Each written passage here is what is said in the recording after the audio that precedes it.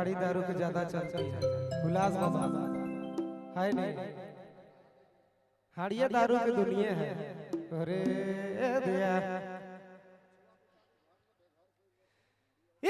आयो बाबा ना पीबा दारू बनाले मोके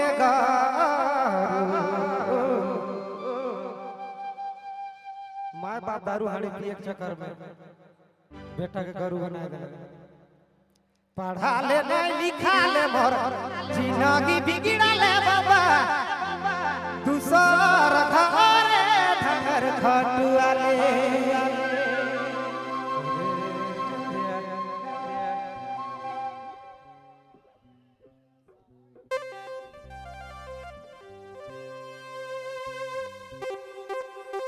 अरे ओह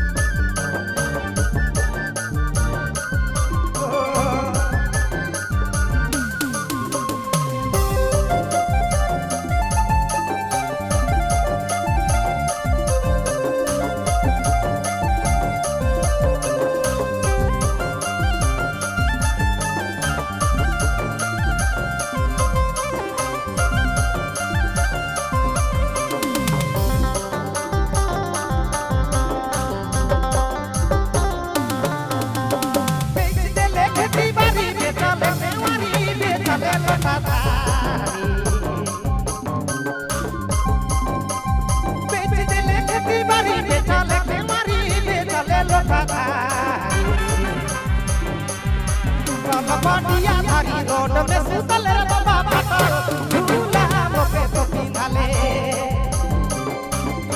पटिया धारी रोड में सुतल रे बाबा पाटल झूला मोके तो पिंधाले। आय पाटल झूला मोके तो पिंधाले।